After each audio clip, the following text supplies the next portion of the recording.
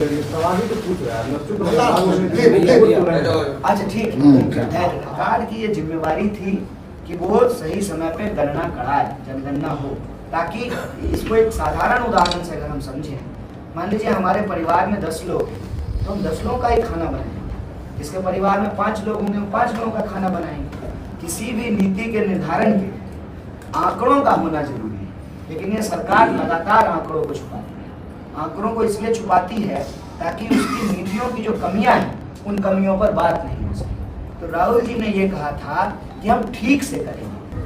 अब ये तो बहुत बड़ा सवाल है ना, यहाँ पे जो है बिहार के लोगों को बिहारी पहचान नहीं मिलेगी और बाहर में जो है बिहारी पहचान के आधार पर गाली दी जाएगी, तो हमारी हालत तो वो हो गई है, न घर के न घाट के।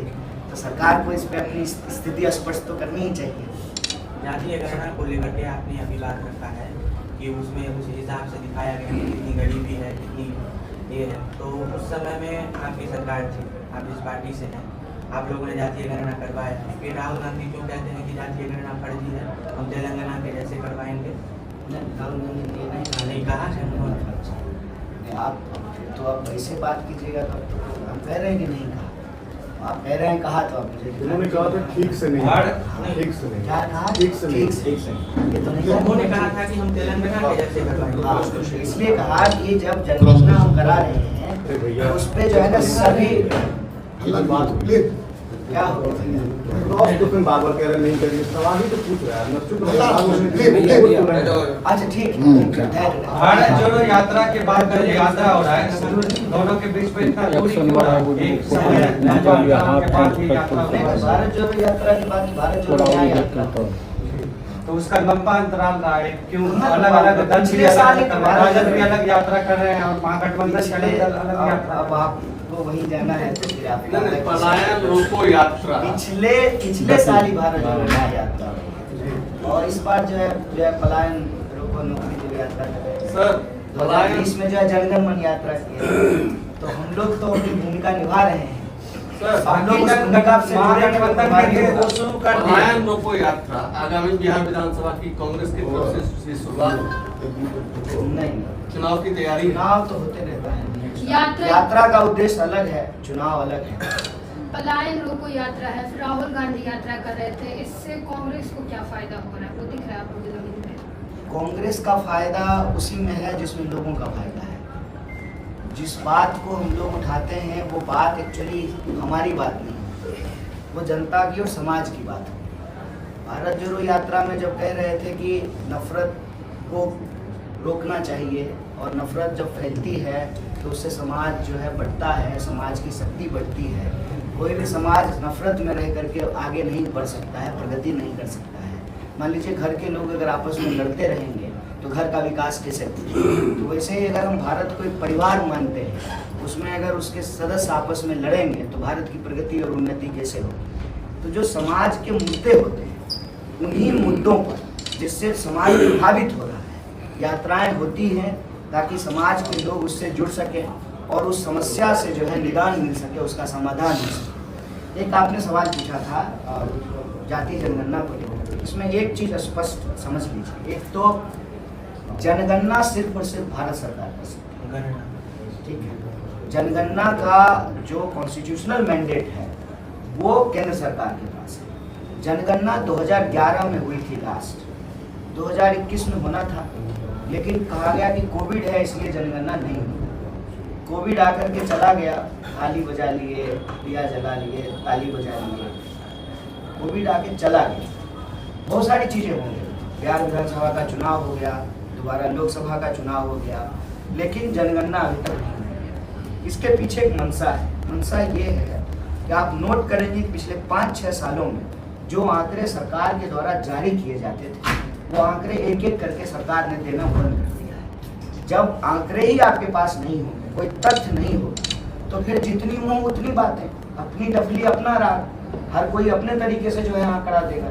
सरकार की ये जिम्मेवारी थी कि वो सही समय पे गणना कराए, जनगणना हो, ताकि इसको एक साधारण उदाहरण से अगर हम समझें, मान लीजिए हमारे परिवार में 10 लोग हैं तो हम 10 लोगों का ही खाना बनाएंगे। जिसके परिवार में 5 लोग होंगे वो 5 लोगों का खाना बनाएंगे। किसी भी नीति के निर्धारण के आंकड़ों का होना जरूरी है, लेकिन ये सरकार लगातार आंकड़ों को छुपाती है। आंकड़ों को इसलिए छुपाती है ताकि उसकी नीतियों की जो कमियां हैं उन कमियों पर बात नहीं हो सके। तो राहुल जी ने ये कहा था कि हम ठीक से करेंगे। ठीक से करने का मतलब ये है कि आज के समय में जो इंडिकेटर्स हैं डेवलपमेंट के या प्रॉब्लम के, उन सबको हम उठाएंगे। जब तक हमारे पास आंकड़ा नहीं होगा तब तक हम सही तरीके से नीति निर्धारण नहीं करेंगे। तो आपसे निवेदन एक सवाल आज के प्रेस कॉन्फ्रेंस में दो अहम मुद्दे थे, एक मिथिला पेंटिंग और दूसरा मिथिला खादी ग्राम उद्योग। एक जमाने में मिथिला का जो खादी होता था विश्व प्रसिद्ध था, लेकिन आज दिन पर दिन बुनकर अंसारियों की स्थिति बद से बदतर होती जा रही है, रोजगार नहीं मिल रहा है। क्या कहते हैं इसके बारे में कांग्रेस पार्टी? इसके बारे में तो इन्होंने स्वयं ही कहा है। हम बस ये कहते हैं कि बिहार के जो प्रभावित लोग हैं वो इस यात्रा से जुड़े अपनी बात आकर के इस मंच पे रखें। बतौर कांग्रेस पार्टी सदस्य हमारी पार्टी इस मुद्दों के साथ मजबूती से खड़ी रहेगी।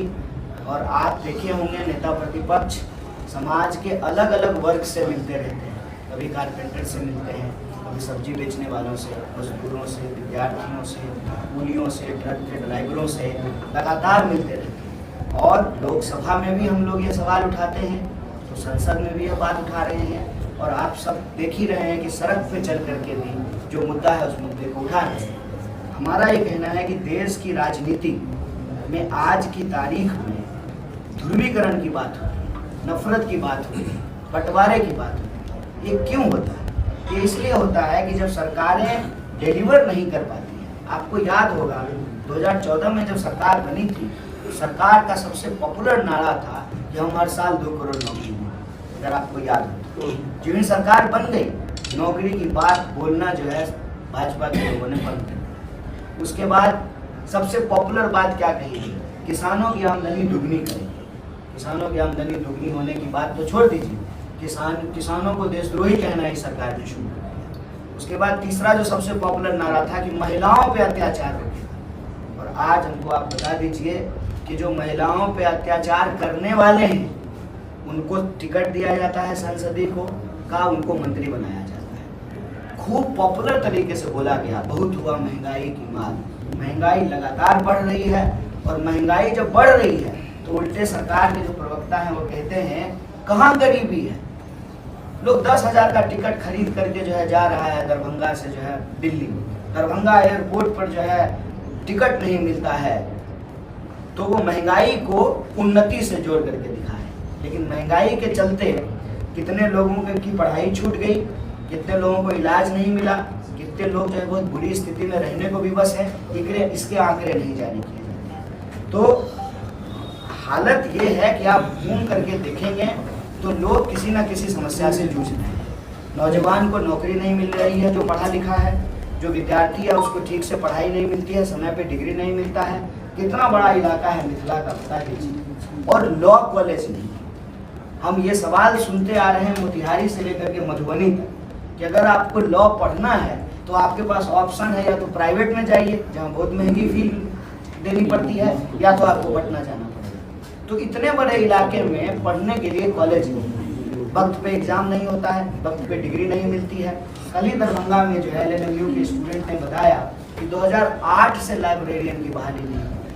तो ये जो वास्तविक समस्या है, रोजी रोटी, कपड़ा, मकान, शिक्षा, स्वास्थ्य से जुड़ा हुआ, ये राजनीति के केंद्र में होना चाहिए। लेकिन अगर ये राजनीति के केंद्र में होगा तो सरकार की विफलता सामने आएगी। तो सरकार की विफलता सामने ना आ जाए, इसीलिए समाज को बांटा जाता है और नफरत फैलाई जाती है, आपस में लड़ाया जाता है। तो हमारा यही है कि चुनाव के वक्त में चुनाव की बातें हों, चुनावी चर्चा हो, और स्वाभाविक रूप से चुनाव में लोग दोषारोपण एक दूसरे पे करते हैं, वो अपनी जगह है। लेकिन ऐसे वक्त में जब चुनाव होगा तब होगा, वास्तविक समस्या जो है समाज की उस पर चर्चा हो, विमर्श हो, लोग आकर के अपनी बात रखें और आप लोगों के माध्यम से वो जनता तक पहुंचे। यही हमारी कोशिश है। ये मान के चला जाए कि अब आप बिहार में ही रहेंगे और बिहार की यात्रा में समाज के उत्थान के लिए यही काम हम बिहार से कहाँ चले गए? क्योंकि आपने दिल्ली से चुनाव लड़ा। तो दिल्ली से चुनाव लड़ने से तो क्या अब होगा? हमारे बिहार के में ही रहेंगे आप, चुनाव भी यही अच्छा, चलेंगे। ये 14 करोड़ लोग सब लोग चुनाव लड़ रहे हैं। नहीं, समाज को मतलब सेवा देने के लिए एक पद तो जरूरी है ना। नहीं, आप जो जिस यात्रा पे चल रहे हो ऐसा कोई जरूरी नहीं। आपने एक विषय समाज का सेवा करने के लिए किसी पद की कोई जरूरत नहीं है। आपके मन में जो है इच्छा शक्ति है। आपने गंभीर विषय लिया पलायन रोको।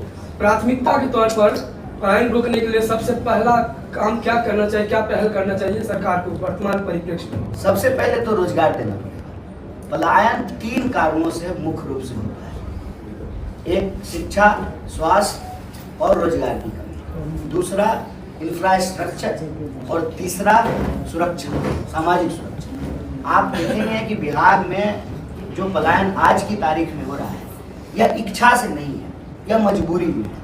और ये पलायन करने का कोई भी व्यक्ति जो बिहार से पलायन कर रहा है उसका आपको इन्हीं 3 में से कोई एक कारण मिलेगा।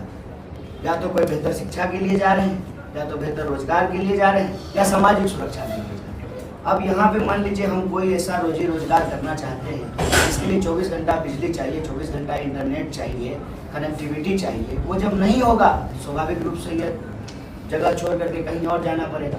और एक बहुत अच्छा विषय इन्होंने उठाया आपके सामने कि पेंटिंग आज भी यही लोग बना रहे हैं। पेंटिंग मिथिला में ही बन रहा है।